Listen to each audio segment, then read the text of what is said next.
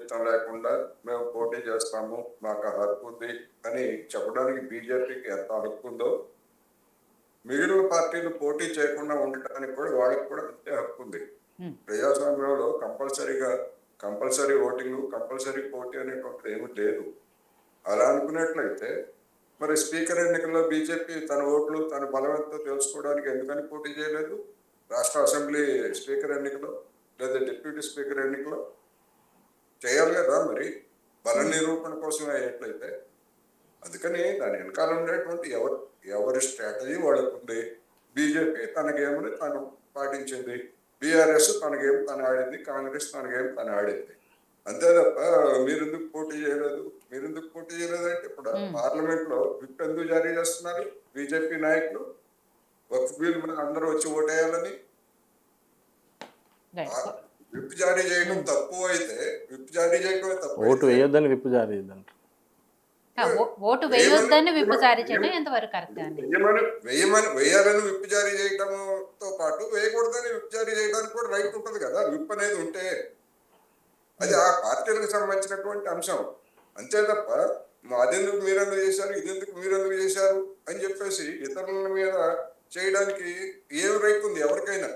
అది బీజేపీ కావచ్చు, బీఆర్ఎస్ కావచ్చు, కాంగ్రెస్ కావచ్చు. నేను అదే అడుగుతున్నా, స్పీకర్ ఎన్నికల్లో బీజేపీ ఎందుకు పోటీ చేయలేదు చెప్పమానండి. రీజన్ ఏంటో చెప్పమానండి.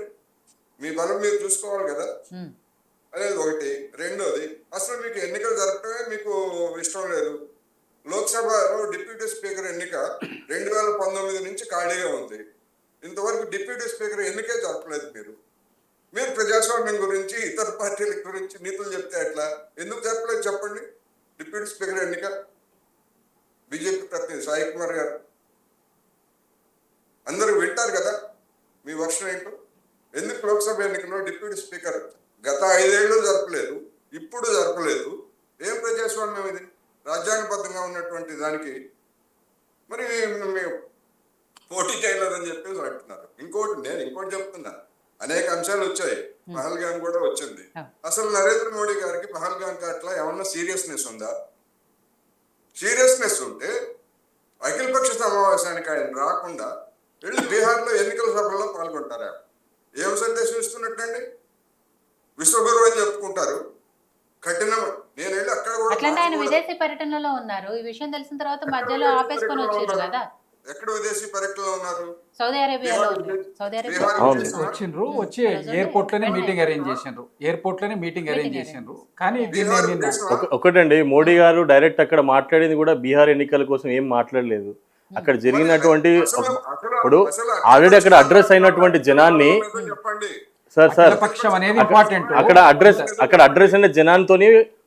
అక్కడ అడ్రస్ అయిన జనాంతోని మాట్లాడడం జరిగింది. జనం సంగతి కాదు, అఖిలపక్ష సమావేశం ఎందుకు పాల్గొనలేదు ప్రధానమంత్రి?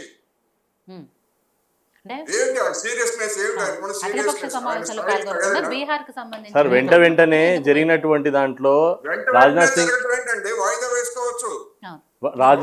రాజ్నాథ్ సింగ్ గారు కానీ, అమిత్ షా గారు కానీ అందరూ వెంటనే స్పందించి వారి యొక్క శాఖల ప్రకారము ఆ మీటింగ్ ఏర్పాటు చేసి అది నాయకులతో మాట్లాడడం జరిగింది. ప్రతిపక్ష నాయకుడుగా, మాజీ ముఖ్యమంత్రిగా కేసీఆర్ కి ఆ బాధ్యత లేదా అన్నప్పుడు ప్రస్తుత ప్రధాని స్పందించారు మేడం, మాట్లాడారు కదా. ప్రజలను అడ్రస్ చేస్తూ మాట్లాడి ప్రజల్లో ఒక ధైర్యాన్ని క్రియేట్ చేసి ఇమ్మీడియట్ అక్కడ నది జ్వలాలను ఆపి, అది కాదు మేడం ఇప్పుడు అది మాట్లాడిందే. ఇప్పుడు పాకిస్తాన్ చీఫ్ వాళ్ళందరూ మాట్లాడుతున్నారు, మేము ప్రజలను స్పందించండి.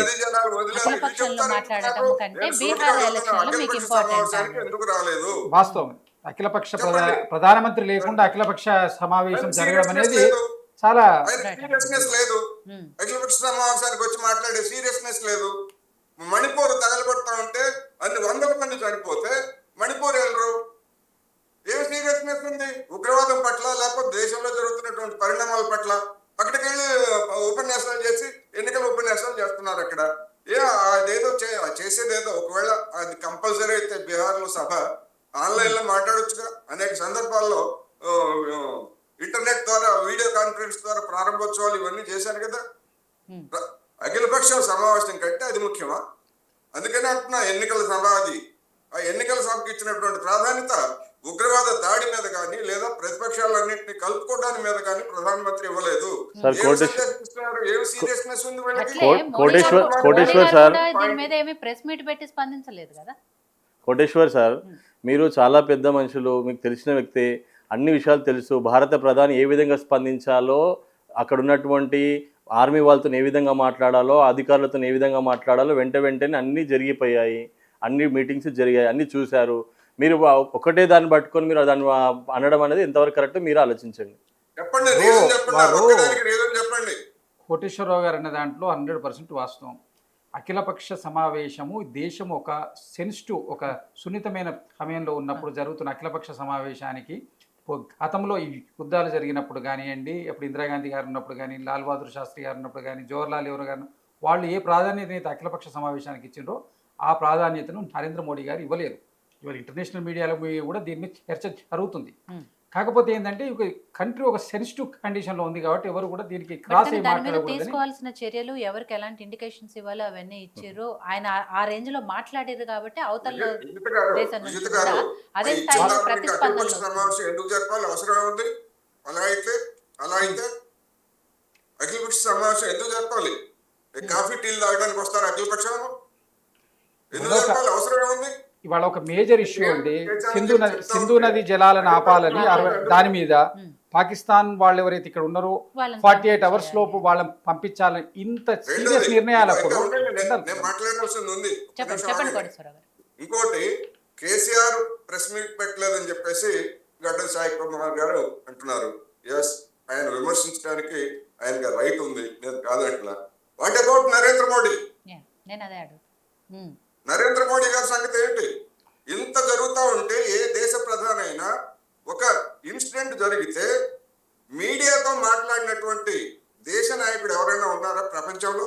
అదే చెప్తున్నాను సార్. అక్కడ ప్రజలు బీహార్కి ఎక్కడైతే వెళ్ళారో అక్కడ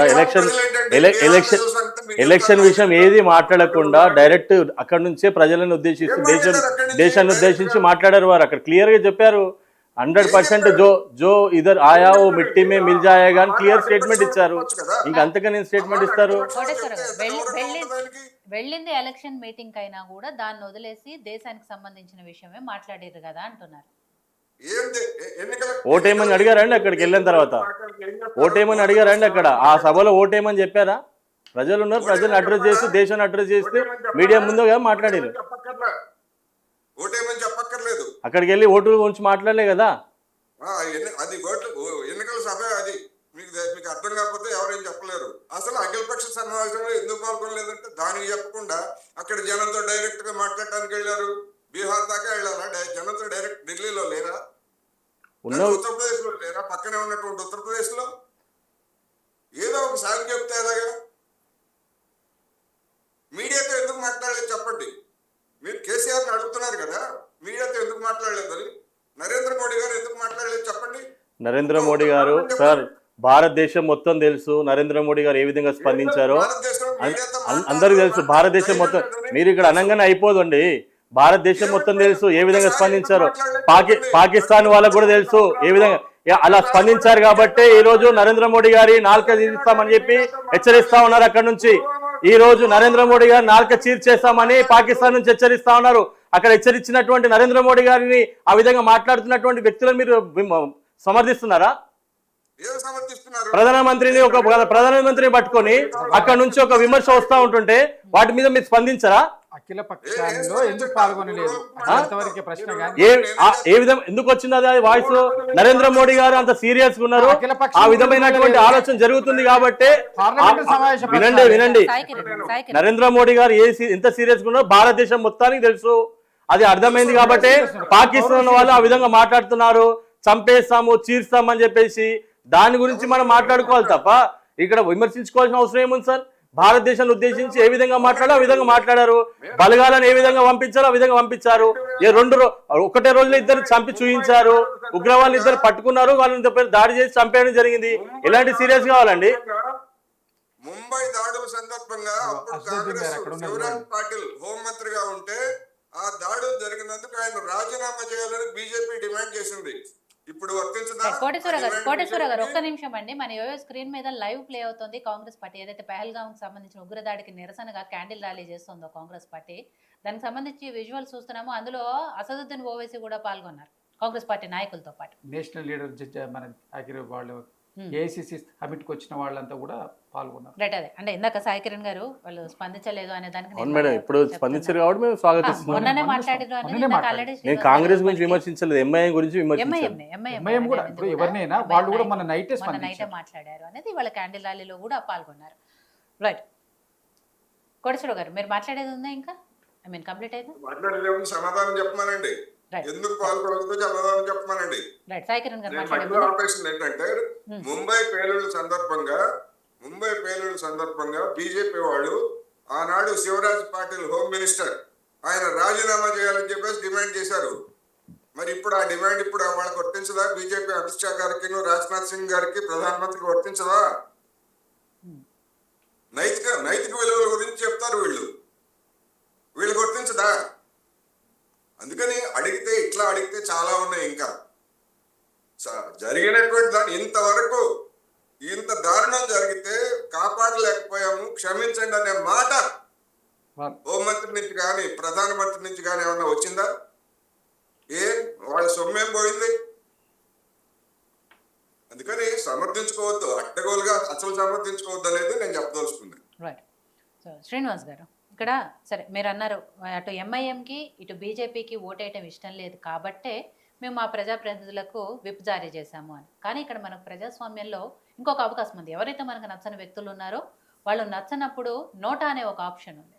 ఆ నోటాకి వేసుకునే ఛాన్స్ ఉంది కాబట్టి అదైనా వినియోగించుకోవచ్చు కదా. అంటే దీంట్లో చాలా సున్నితమైనటువంటి అంశం అండి ఇది. ఇక్కడ ఎవరైనా భావోద్వేగానికి లోనయ్యి, లేకపోతే ప్రలోభాలకు లోనయ్యి, లేకపోతే ఇంకా దేనికైనా లోనయ్యి మన పార్టీని కాదని, నోటా కాదని ఏ కాంగ్రెస్కో, ఏ ఎంఐఎంకో, లేకపోతే కాంగ్రెస్ ఒత్తిడి మేరకు ఎంఐఎంకో, లేకపోతే బీజేపీ ప్రలోభాలకి లోనే ఎవరైనా బీజేపీకి కనుక ఓటేస్తే అది వేరే సందేశాన్ని ఇచ్చేటువంటి అవకాశం ఉంటుంది పార్టీ. ఇవన్నీ పార్టీ అంతర్గత అంశాలు కాబట్టి భవిష్యత్తును దృష్టిలో పెట్టుకొని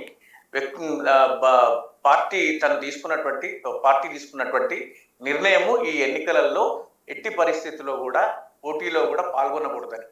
కాబట్టి అందులో బీజేపీ వ్యూహం ఏదైతే చేసిందో దాంట్లో పూర్తిగా బీజేపీ విఫలమైపోయింది. బీఆర్ఎస్ విప్ జారీ చేయడం వల్ల